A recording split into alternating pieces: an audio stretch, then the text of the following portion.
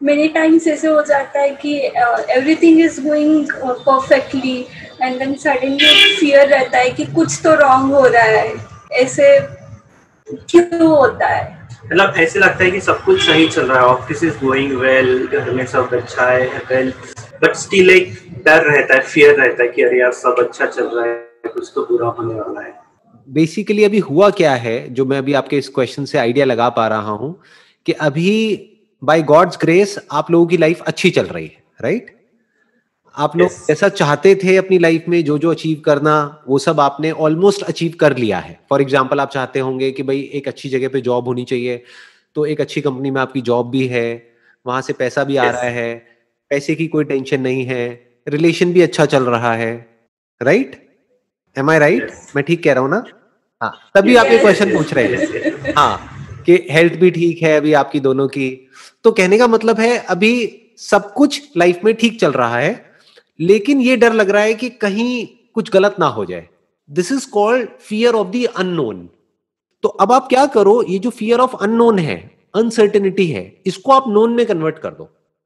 आप एक paper pen लो और लिस्ट बना लो कि क्या बुरा हो सकता है।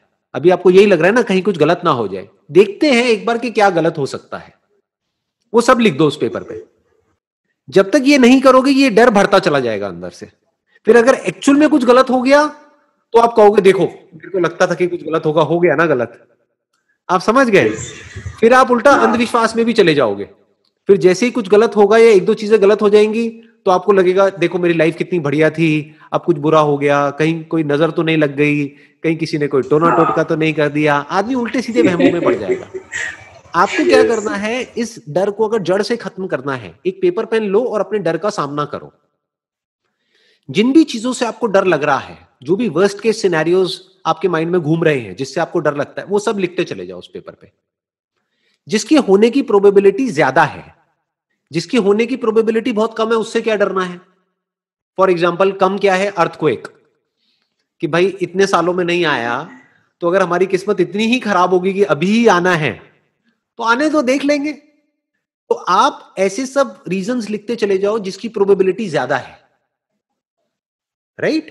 और एक एक करके उन प्रॉब्लम्स के सॉल्यूशंस निकालते चले जाओ, उसको चैलेंजेस की तरह देखो। जैसे एक प्रोबेबिलिटी आपको क्या मिलेगी कि मेरी जॉब चली गई तो क्या होगा, तो हो सकता है उसका जवाब खुद ही आपके अंदर से निकल करके आए कि जब मैं अच्छा परफॉर्म कर रहा हूं, when I am a good team player, जब मैं कंपनी को अपनी तरफ से अपना पूरा 100% दे रहा हूं, तो मेरी जॉब कैसे चली जाएगी?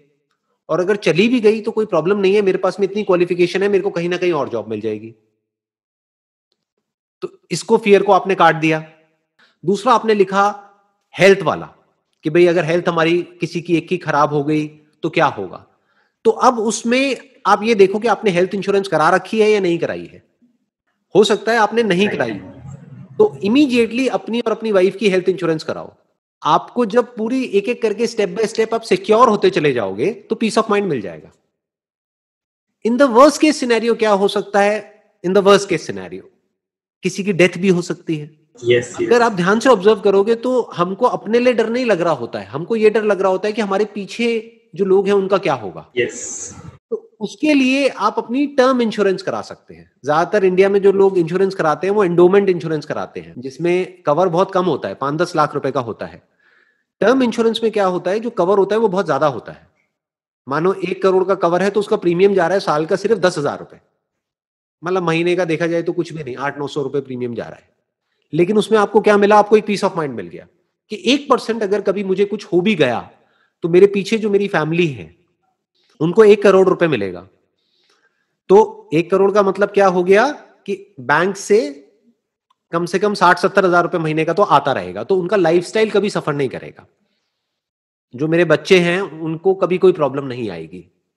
ऐसे स्टेप बाय स्टेप जो भी आपके फियर्स हैं उसको आप एक एक करके पेपर पे लिखते चले जाओ और उसका सॉल्यूशन निकालते चले जाओ और पेपर को फाड़ते चले जाओ।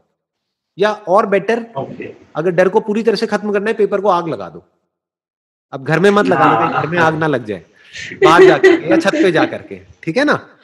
छत पे जाकर के एक एक करके पेपर को आग लगा दो। ये आप किसको आग लगा रहे हो? अपने डर को आग लगा रहे हो।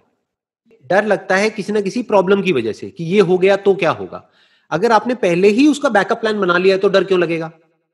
जैसे अगर आप एक गाड़ी में कहीं पे जा रहे हैं और स्टेपनी नहीं है गाड़ी में, तो डर लगेगा कि पंचर हो गया तो क्या होगा, पंचर हो गया तो क्या होगा। अरे पंचर हो गया तो स्टेपनी पड़ी है, डरने की जरूरत नहीं है।